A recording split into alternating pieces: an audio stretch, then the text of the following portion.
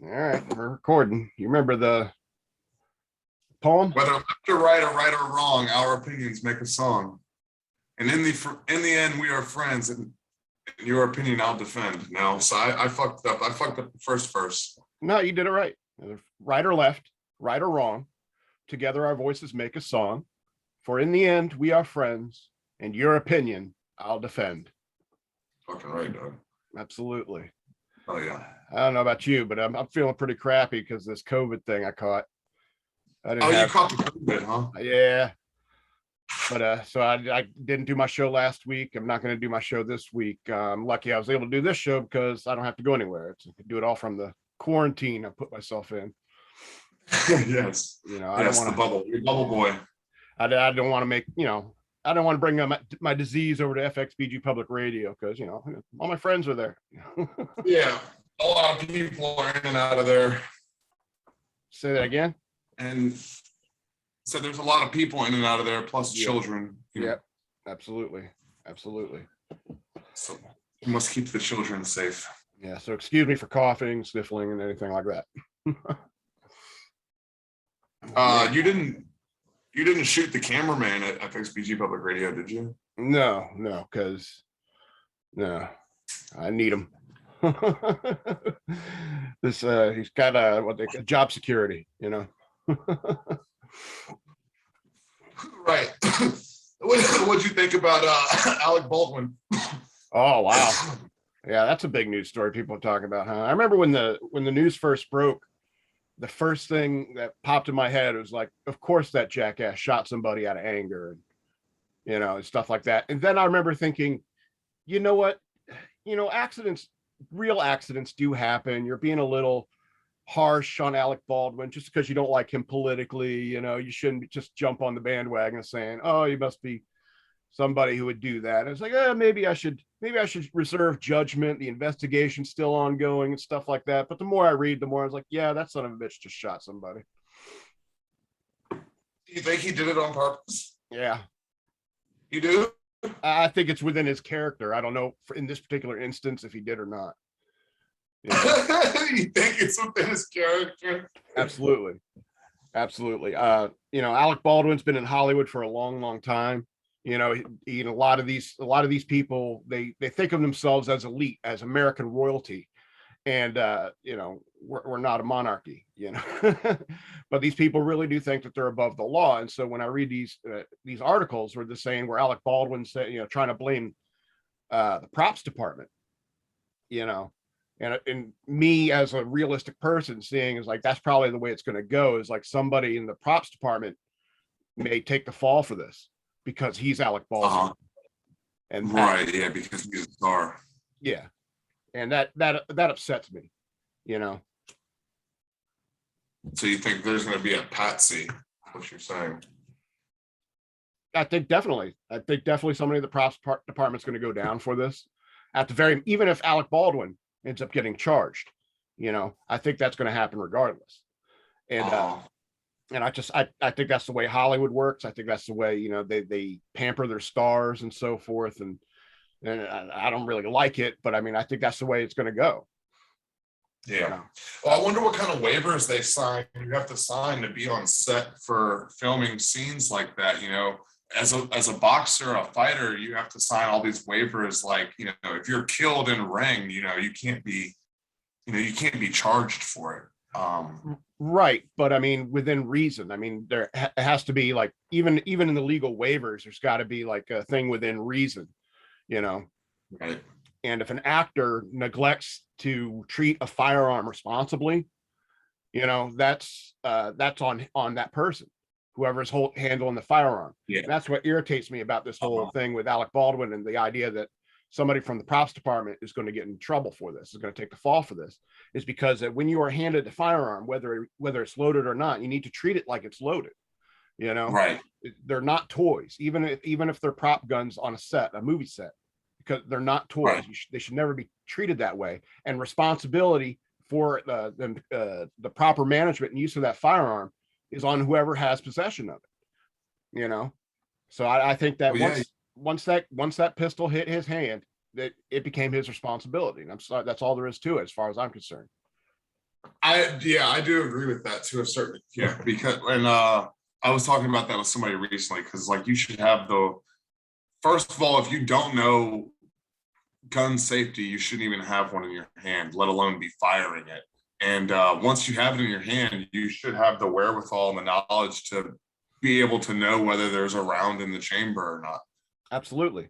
And when you're talking about being an actor, violence and action are all, firearms are a part of all that. And as part of it's part of your professional responsibility to understand how to safely operate firearms, because, let's be honest, a lot of the guns that are used in movies and stuff like that are actual real weapons, Right. And so it's your responsibility as an actor to know how to, operate the tools of the trade safely. I think it's just further proof why gun control advocates shouldn't be allowed to handle firearms. Well, it's funny because a lot of these people like Alec Baldwin, who are not so much into the Second Amendment, as it were, it's a lot of these people, they don't really know or understand firearms at all.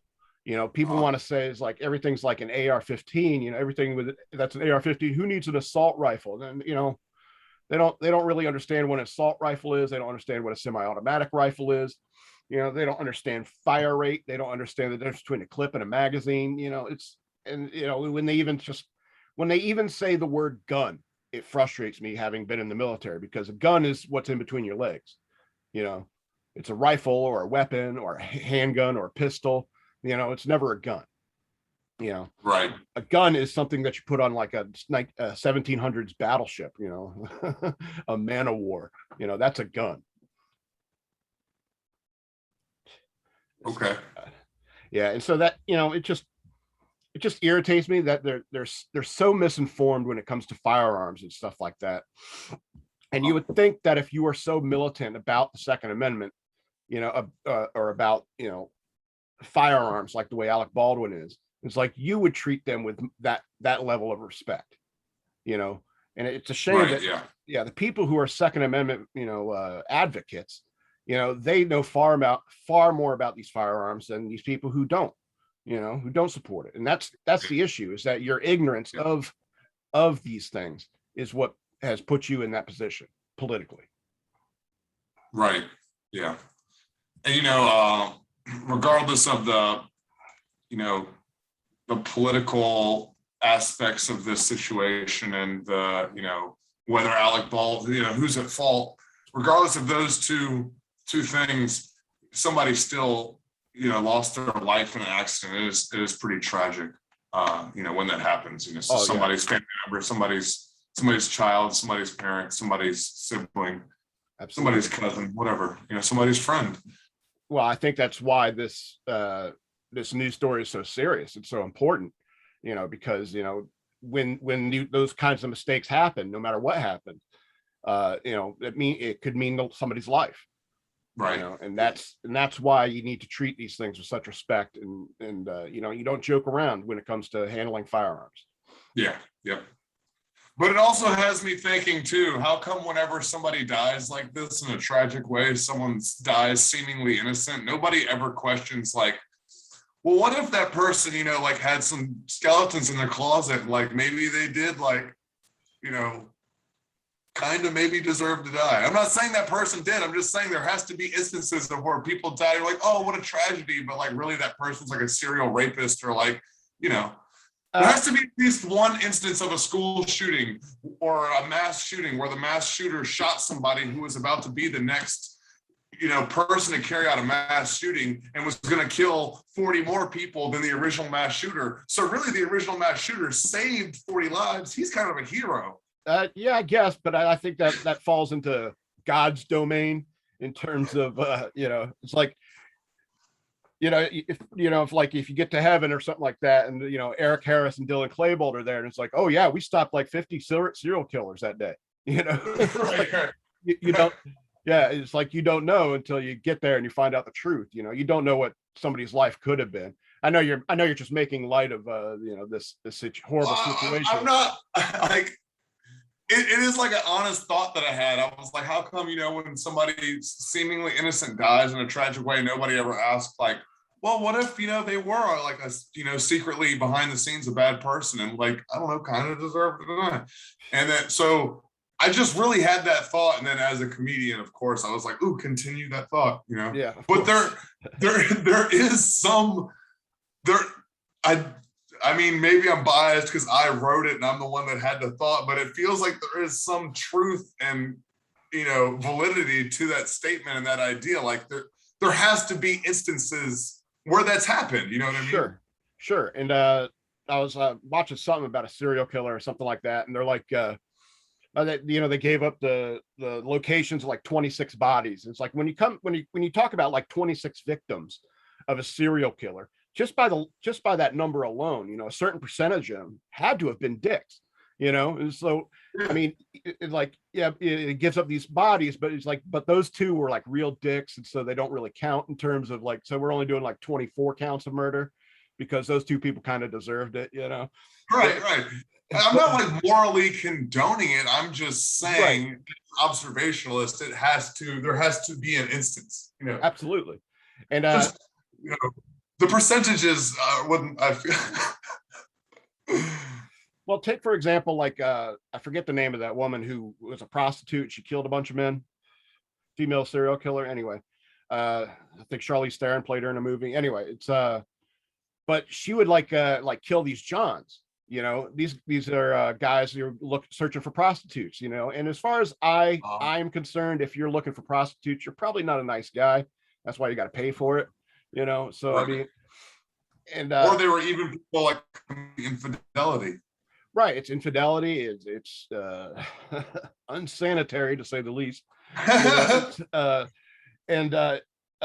Frequently they have appetites that they take out on these women, whether it be violent or whatever, that aren't really pleasant.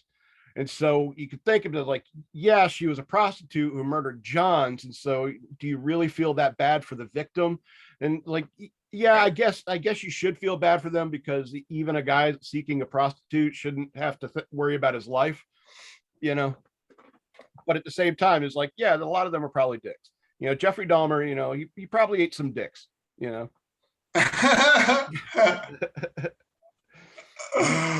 Well, I'm glad that you, I don't know. Like, what if, like Nicole Smith and Ron Goldman were like fucking, human traffickers, and like we just didn't know it. And like, yeah, OJ did know it, he was a hero. Yeah. And he wouldn't dare tell the truth in the courtroom because, that could mean his life, who knows? Right, exactly. But I mean, yeah. I think that's between you and your creator when it comes to things like that,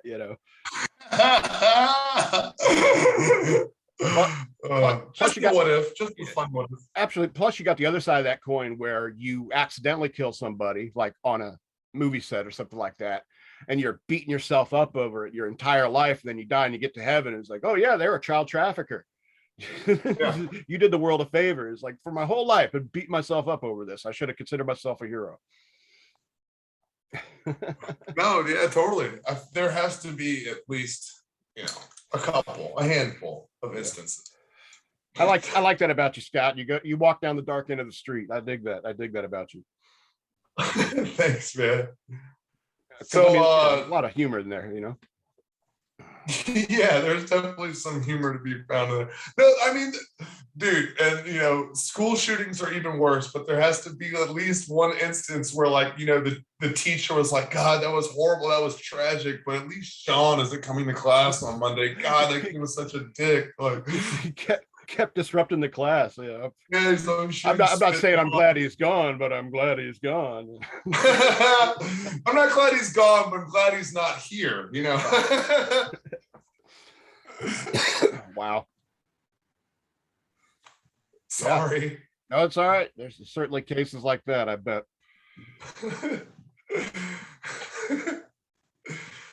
Anyway, you're not a big conspiracy theorist, are you, Scott? No. Well, I mean, I was thinking about this earlier. It's like how over the last 2 years, a lot of my opinions about conspiracy theories have changed, because you want to talk about JFK now, right? Yeah. Yeah. So, of course, we've been talking about JFK. And so, my position is that I think generally people don't work together that well to keep big secrets like that. And that's based upon my time in the military, where, they teach you about handling classified information and all that, and how often that stuff gets leaked. It's ridiculous. It's very hard to keep secrets. But over the last 2 years, with everything that's been going on with the mask mandates and vaccine mandates and all that stuff, it reminds me that the best people for any conspiracy are zealots, people who are like religiously devoted to the cause, and I think that could be the case with many of these conspiracy theories, because people these days are zealous in the way that they, treat this whole, COVID thing and stuff like that. I got COVID right now, I'm not dead, but Right. but when it comes to like JFK, I think it was a different time. I think the 60s were a very different time. I mean, even when you talk about the vehicle that the president was in, an open convertible. It's something unheard of these days because of the JFK assassination, because you're so vulnerable at that point. So what do you think happened with JFK? I don't know, but I don't think Harvey Oswald.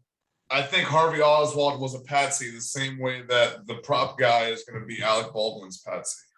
Okay, that's one way to think of it, I suppose. To some degree, whether he was like, whether there was, whether he fired a shot and someone else fired a shot, I still feel that he was just a pawn. Yeah. It's something bigger. And I mean, that's the reason I wanted to talk about the JFK conspiracy is because we always, anytime we talk about a topic, I always have like my conspiracy laden opinion about it. And we always, a lot of time we go back about how to, and we've talked about it on This Is Not a Scott cast, but about how, what you predicated this conversation with about how it's too difficult to keep a secret and keep things confidential for there to be this many conspiracy theories true. And the reason I want to talk about JFK is just because I feel like that's the most common conspiracy theory. I mean, that's probably the most famous, that and UFOs. Right. But I mean, it's conspiracy 101 is the JFK assassination, Right. Yeah, exactly. Absolutely. I don't know, I don't know who it was, whether it was Castro and the Cubans or the mob or the CIA or the FBI or whoever. Well, that's what the I mean. Russians. A lot of people wanted him dead, Yeah, exactly. And so, I mean, it's interesting to think about because and that's why I think the conspiracy theory was born, was because like, hey, we have a plethora of suspects, when it comes down to like who could be behind it. And sure, any one of these organizations could have used somebody like Lee Harvey Oswald as a patsy, or as the executioner, and eliminate him right afterwards. After all, exactly. That is what happened. Which is another thing that makes like this whole story like more fishy, is the fact that when he got out, he was like immediately assassinated himself. Yeah.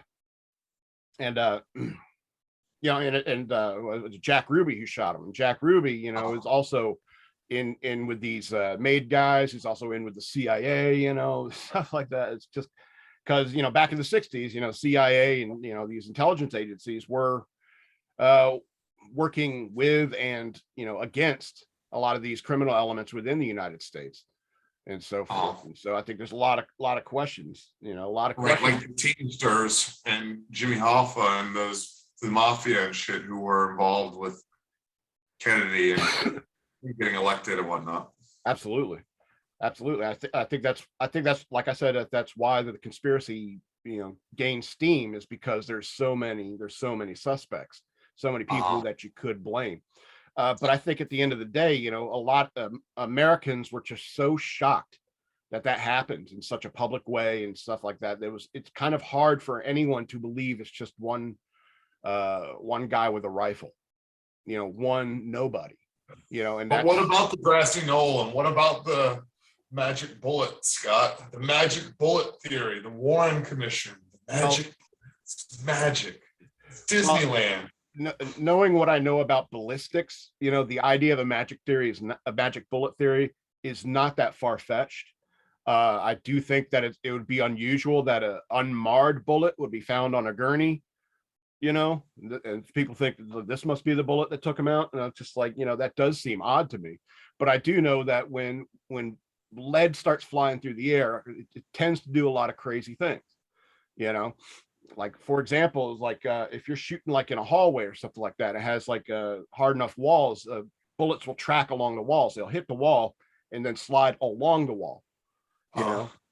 It doesn't make a whole lot of sense. You would think that, like, just like in RoboCop, you get the right angle and it goes off in the equal and opposite direction, and that's not always the case. Ballistics are a very, very funny thing, considering we are human beings and can't calculate trajectories in our head. So I mean, a lot of crazy stuff happens when lead starts flying through the air, and anyone who's served in combat will tell you that. Okay. I've never heard anybody like talk about that before. So that's interesting. It's an interesting take. I don't know enough about ballistics to argue that opinion. I could be making it up for all you know. Scott, you wouldn't make up a fact just to try to win an argument on a podcast with me, would you? No, I wouldn't make one up, but if I believe something in my head, and somebody, I think it was like Tom Segura who said, like, his dad looked at Tommy Lee Jones once on a show, is like, he's gay, and right. For years, Tom Segura goes around telling everybody that Tommy Lee Jones is gay, and then finally someone says, no, he's not gay, he's married, I know his wife, and stuff like that. And he's like, oh, it's like, so his dad just told him this thing years ago and he believed it, and that's kind of the point, is that, if you hear something like years ago and all of a sudden that's solidified as fact in your brain, you never know. So it's, in many ways, I may not be lying to you, if that's all I understand. Man, you're a CIA operative. You're a fucking psychological operation. Oh, yeah? Well, you'd think I'd have more CIA people following my channel. You think you'd have more viewers? Well, they'd at least show their FBI friends. I would have more than 93 subscribers. You know what I mean? There's a lot of federal agents out there. I was like, why can't they share my videos? That's funny, man. So you big NASCAR fan now? No. Let's go, Brandon. Let's go, Brandon. I love it. It's like, I love the whole let's go Brandon thing. And for those of you who don't know, it's just it's everyone's supporting Brandon these days. They're shouting it at professional sports venues and stuff like that. Let's go Brandon. I'm just so proud of America for getting behind Brandon and really supporting him. So let's go Brandon. Absolutely. Yeah, go Brandon. And for those of you who don't know what happened, during this NASCAR race, is like some interviewer was interviewing the winner, whose name was Brandon, and but while she's doing this interview, the crowd behind him is just screaming "fuck Joe Biden,"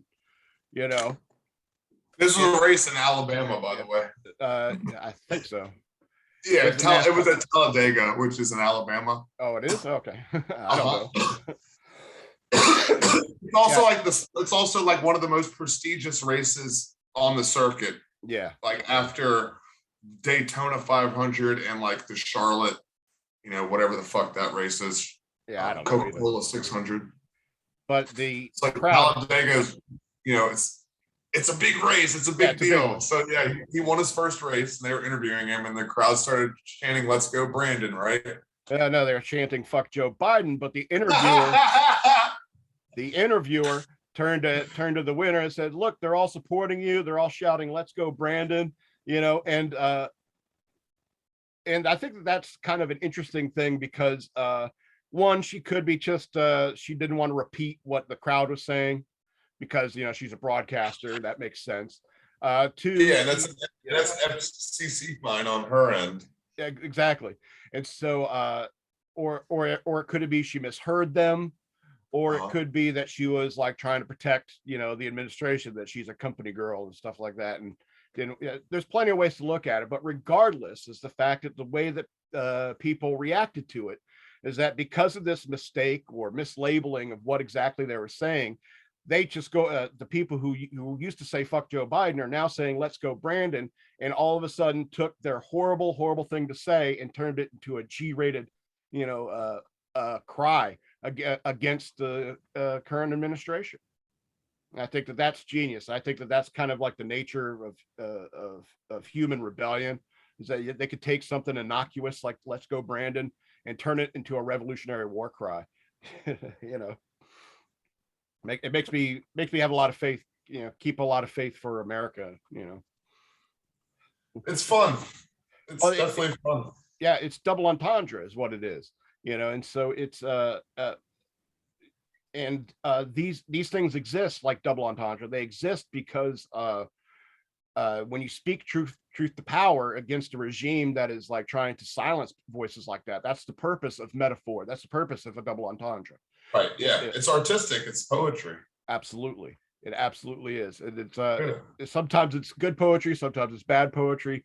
But I mean, at the end of the day, I mean, it's all about the sentiment. The sentiment isn't lost from changing it to let's go Brandon.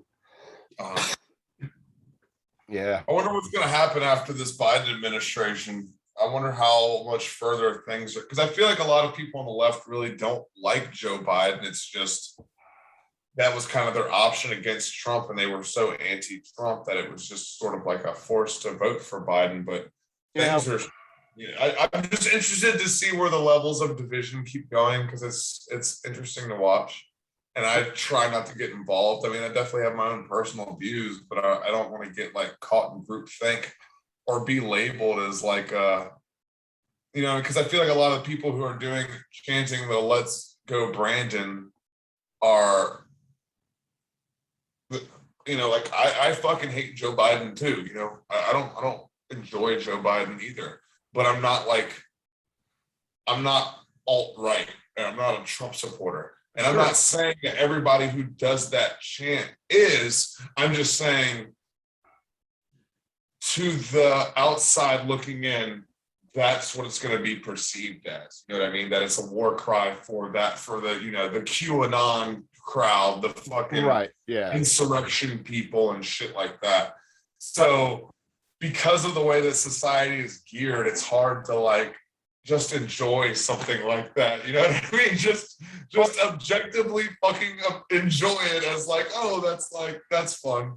Absolutely. And it doesn't have to be any depth to it. It doesn't have to mean you need to be investigated by the Secret Service or anything like that just for saying let's go Brandon. But I mean, I think that a lot of people, I don't think it's a partisan thing to look at Joe Biden like at the last town hall he did, and for you to say it's like that guy is not with it. That seems like objective truth to me. Like when he was sitting there with like Cornholio with his arms. Did you see that? The invisible jetpack that Joe Biden had at the town hall? No. Yeah, he stood there for like 20-30 seconds with his arms like at 90-degree angles with his fists out, like he had just been knocked out and he's waiting for the referee to come and push his gloves. You know what I'm saying? Yeah. He looked like Beavis from Beavis and Butthead going, "I am Cornholio," while he's sitting there being asked a question by Anderson Cooper. And it's just like, what on earth? Is like, there's a severe neurological issue going on there, if that's what he's doing, and I think that it's sad, it's sad. It's very sad watching that, just as him as a human being, outside of everything. And no matter what you want to say about him as a human, somewhere behind all his ego and all his politics and all his policies, the divine source, the same one that connects us all, lives somewhere behind that. You know what I mean? At least Absolutely. I'd like to think so, that he's not just a vampire or a fucking alien. But so it's, as someone with empathy and compassion and family I've watched my grandparents go through dementia and Alzheimer's and shit. So seems So seeing cruel. that just happened to him as a person, you know what I mean, objectively is sad. And then when you know that that's what's like running the country, or at least that's the, you know, the puppet, the scapegoat, however you want to look at it, you know, that's the selected official, that's scary too, you know what I mean? Whether a president is really in as much control as the average person thinks he is, or whether it's a conspiracy theory, it's still scary to think about that guy is that fucking just out there. You know, he's fucking out there. He's sunken. He's like in the sunken place, you know? Yeah, and it seems cruel at a certain point. Yeah. You know, and for his wife to allow this thing to go on, it seems upsetting to me. It's like, do you really love this man? You know, and do you really love the man who you're treating like this? Because I mean, it seems like elder abuse, like very public elder abuse, you know. Uh-huh. And when I mean, you say that, it reminds me of the Doug Stanhope bit about he's living in Bisbee, and Jake LaMotta lives there, and he's all fucking punch drunk because Jake LaMotta is like the boxer that Raging Bull is based off of. oh, okay. You never heard Stanhope do this joke? No, I don't think so. Stanhope does a joke. He tells a story about Jake LaMotta and how he's just punch drunk in pretty much the same way that we're describing Biden, and his wife just kind of like horse and pony shows him out to, you know, to make appearances and shit. And I mean, you know, I feel like there's been instances of that all over society. What about what about Anna Nicole Smith and you know, that oil tycoon that she was with, you know? So I feel like shit like that happens a lot, and I'm sure it goes both ways. I'm sure if Stedman could do that to Oprah, he would. Well, I mean, it just doesn't seem to me that like anyone, it's fooling anybody, you know. They see these fake sets that they put the Biden in, so it looks like he's in the Oval Office, but you know, it's getting to be Halloween time, but you know, the rose garden's in full bloom, you know, and so, you know, I think that, you know, they're not even trying to hide the strings, you know what I'm saying? And it's you know, regardless of how I feel about how, you know, Biden is just doing what the Democratic Party is telling him to do, and the things he is saying are just terrifying in many ways, you know, I'm still compassionate enough to say, hey, you know, I don't think that, you know, he's being treated right in his golden years.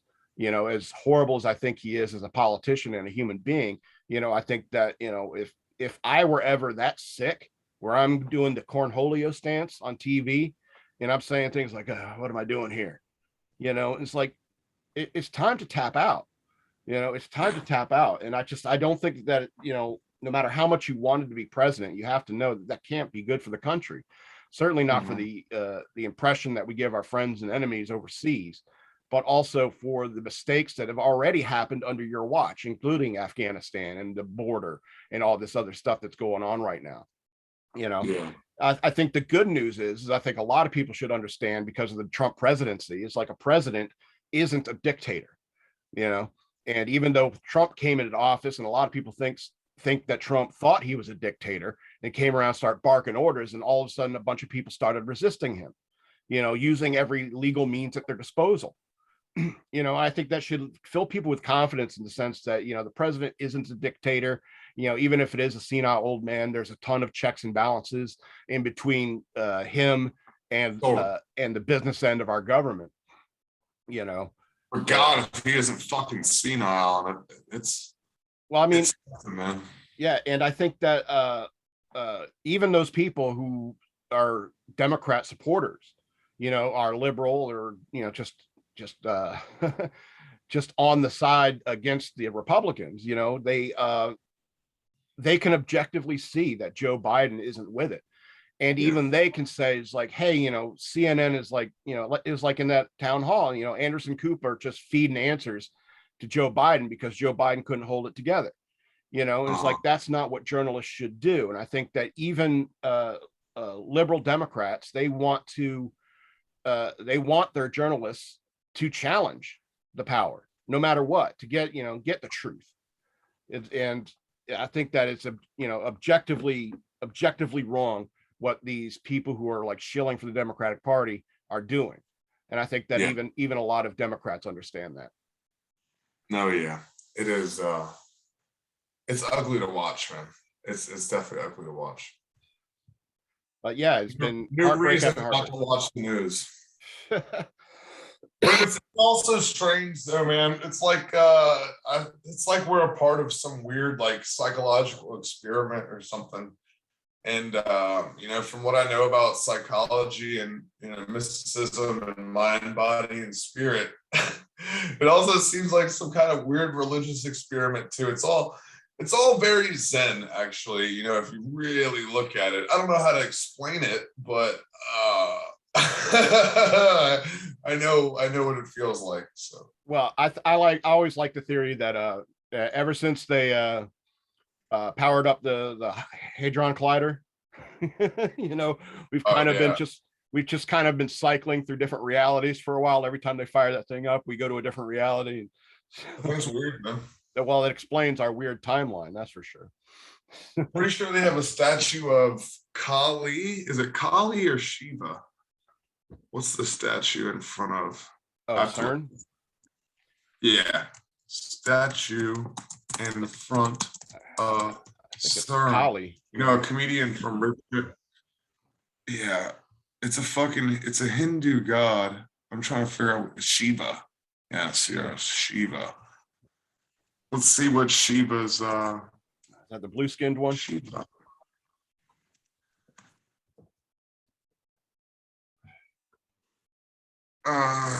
Yeah, the weird blue-skinned gods of the Indians. Yeah. So Shiva is the third god in Hindu triumvirate. The triumvirate consists of three gods who are responsible for creation, upkeep, and destruction. So I think Shiva's destruction, I believe. Yeah, but from what I remember studying Hinduism, the god of destruction is also the god of creation. So it happens like simultaneously, instantaneously. Well, that's true. Creation and destruction are kind of very much the same. Yeah. So that the apocalypses are always happening. Every tick of the clock, an apocalypse is happening. It's the beginning of a new era. I like that. What's that from the Dark Crystal? Is like, what's the great conjunction? It's the great conjunction's the end of the world or the beginning. It's end, begin. It's all the same. I think that's where a lot of that comes from. That idea. It's like from the ashes of the old. That's where the new is built. And it's like the phoenix, the idea of the phoenix, a bird that, bursts into flames and just keeps doing that in its life cycle over and over again. It's a metaphor for creation and destruction. Yep, totally. Yeah. Yeah, but the CERN and the Joe Biden and Alec Baldwin. The Alec Baldwin thing is weird too, because he tweeted about it. Like, what if you accidentally killed somebody? How would that feel? And now he knows how that feels. Like you spoke that into existence. It's like a lucid dream, but the lapse, there's a time lapse between cause and effect. It's not an instant cause and effect. Like in a lucid dream, when you manifest something, it kind of instantly happens. And I feel like things like that happen on this realm too. There's just a time dilation between cause and effect. Well, I don't know if you would avoid it. It's not like it never happens if you don't tweet about it. I don't think that's the case. It's I do think that Alec Baldwin had to have known what was going on in the press. They're covering it and stuff like that. So he felt like he had to say something. You think he shot that person on purpose, man? I think that the only two people who can know that are Alec Baldwin and God. And it wasn't a cult ritual sacrifice to the Dark Lord, maybe? but I mean, do you have to, throw away the studio's money to do it? It's like you would think that even if the studios were in on these weird devil worshiping plots, they'd say, can we not do this on our dime? Right. Also, if you were gonna like, ritualistically sacrifice a human life to the Dark Lord, you would do it with Billy Baldwin if you're, you know what I mean? That would make more sense. Or Adam Baldwin. So maybe that's the bloodline they need. They need the actual Baldwin bloodline in order to do that. Maybe Alec Baldwin's the blood grail. Who knows? Yeah, no. Maybe he's Baphomet himself. You never know. Oh God. Maybe he's a reptilian from the 72nd dimension. Sure. Maybe. You don't know. Maybe. Yeah, I think he's probably just your average asshole, American asshole, and who's lazy and doesn't want to take accountability and stuff like that. I think that's far more feasible. That Alec Baldwin's just some elite Hollywood liberal who doesn't want to take accountability, and because the quote is like, how come somebody handed me a hot gun? It's like, well, you should check every handgun that you're handed, you son of a bitch. Yeah. Oh, don't play the role if you don't know the part. And what I mean, and like I said earlier, it's like, you've been doing this for a long, long time. You should have these skills under your belt. They should be old hat to you by now. It's not something you play around with when it comes to firearms. So, I mean, so for those who want to say is like if there are maybe charges in Alec Baldwin's future, it's like, can you really blame somebody who has that level of experience? Bro, can you really blame ignorance for somebody with that level of experience? Dude, do you think Alec Baldwin shot JFK? Well, I mean, yeah, maybe he came back with a bloodlust afterwards. He got used to CERN Hadron Collider and the time machine that's in the building just to the east of it, and went back in time so he can kill JFK. Right, and that's how Brandon won the race at Talladega. It's that whole butterfly effect, Oh yeah, classic story of time travel, murder, and NASCAR. Yeah, we're speaking about JFK, and I forget, there was a movie, a James Franco or a series where he went back in time trying to stop JFK from being assassinated, and it's kind of an interesting like time travel story, but it's also kind of a love letter to the 60s. And I remember I was watching this scene, and they're it's got a busy road going by. It's like, in every single one of these cars in the 60s, they're all the bright cherry red or bright yellow, bright blue and stuff like that. And then every time you walk into like a cafe or something like that, and there's a TV on, it's a black and white TV. And I was just like, and then I walked outside after watching the show, and I told us, like, every one of us has a color television now, and we all drive in these very drab colored cars. It seems like in the 60s, when everything on TV was in black and white, that's when everyone wanted bright, loud colors. And then it just kind of slowly morphed to where we are today. Thanks, that color makes television. Sense, though. Yeah, that makes total sense to why color palettes like change in houses and just on everyday things from what they were to what they are, because that's weird. That relates to this article I read recently about how society is like, how religion is becoming less and less a part of society, because the easier that life gets for us, the more selfish we get, and the more that we feel like we don't need to make offerings or prayers or worship to give thanks for what we have. Right. Yeah. Because classically all these religions were built around people trying to get fucking rain and their crops to grow and shit like that, you know what I mean? Yeah. So the bigger that society's got and the easier that life gets, the less that. But it's like that's kind of similar. It's like the TV changing the color palette, and the brighter that gets, and the brighter our cell phones get. Yeah, man, your trip, Scott. Far out, man. Yeah, I mean, it's what were you just saying about religion? Yeah, it's odd. I think that people don't. The more advantages we all have, the less that we feel like we need to give thanks. I think that there's a big problem in this country with the way that we've been moving away from religion. Now, I'm not sitting here trying to convert you, and it's like say the prayer, accept Jesus into your heart, Scott. I'm not here to say that, but if what I'm saying is that people don't have this faith anymore, and people atheism is on the rise. People aren't going to church the way that they used to, and so forth. And I think that you cannot not serve a master, if you know what I mean. Did you freeze up on me? Can you hear me? Yeah, I heard Okay. everything. So.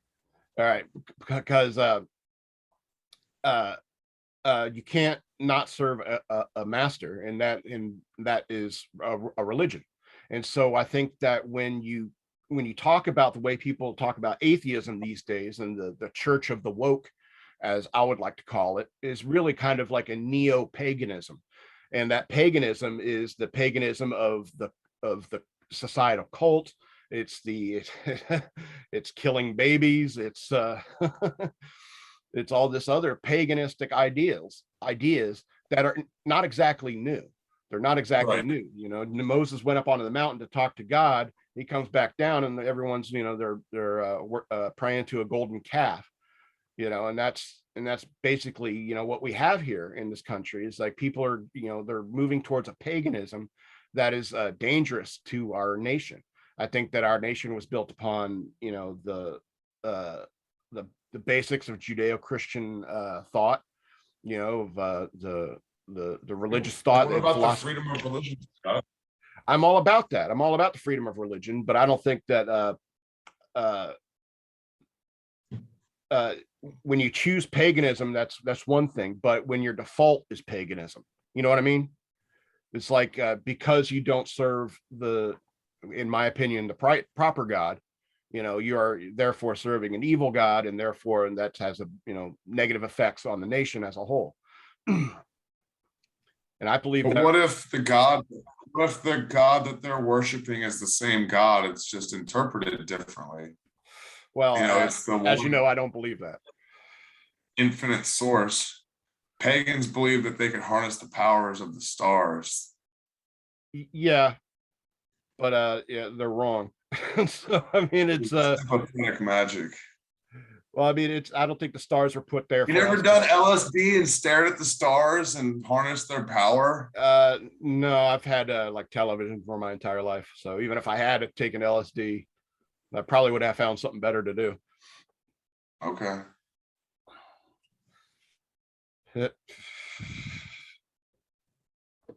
So Joe Biden won the race at Talladega because Alec Baldwin time traveled to kill JFK, is what you're saying. I think that essentially, when you boil everything down, what I said, I think that's exactly what I mean. Okay. Yeah. That makes sense. It's not impossible. I think anything is possible. Through God, all things are possible. So I mean, so you think that God gave Alec Baldwin the time traveling powers to go back and kill JFK so that Joe Biden could win the NASCAR race? Absolutely. I mean, that's the only thing that makes sense to my religious frame of mind. So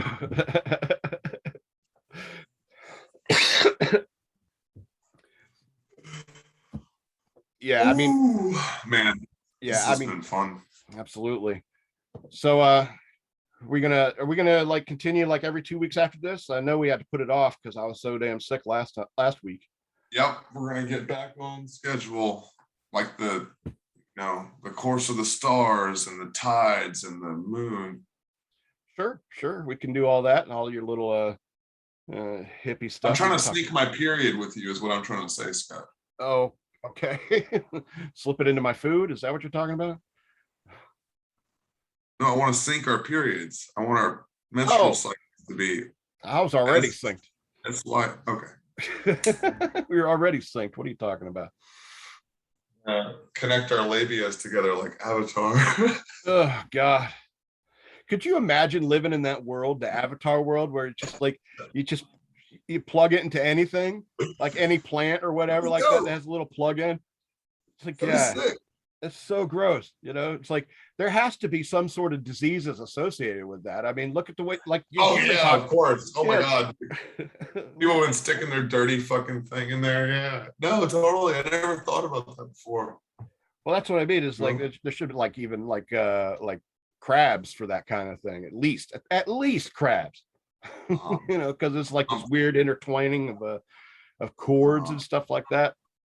And they even make jokes in it. Don't play with that, you'll go blind. You know, it's like, what a bizarre biological world. Yep. Isn't there a new one coming? They've been talking about it for a while, but who knows?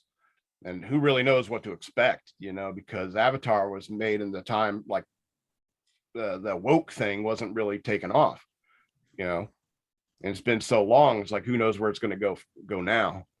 So I don't know what to expect. If that one was as well done as it was, can you imagine how, like the graphics and the way the world and shit looked? Yeah, crazy. It could be. Yeah, we're gonna change some cigarettes and watch football. Okay, man. So I guess I will pick this up next in 2 weeks. Yes, in 2 weeks. All righty. So we'll catch y'all next time. You can edit this however you want. Okay. But like, I don't know, fucking weird occult symbols in the background or something. Yeah, I don't think I have the energy to do all that. I think I might need a nap after this. Yeah, dude, that COVID is nap time fucking essential. Absolutely. Get you that nap, buddy. Yeah, I wake up from a nap, feel like I need a nap. Stay hydrated. I smoked weed and cigarettes all through my COVID too. Yeah, well, you know, it's like heroin users don't stop when they have the flu, right? Yeah. I'm not a quitter, Scott. I never thought you to be, Scott.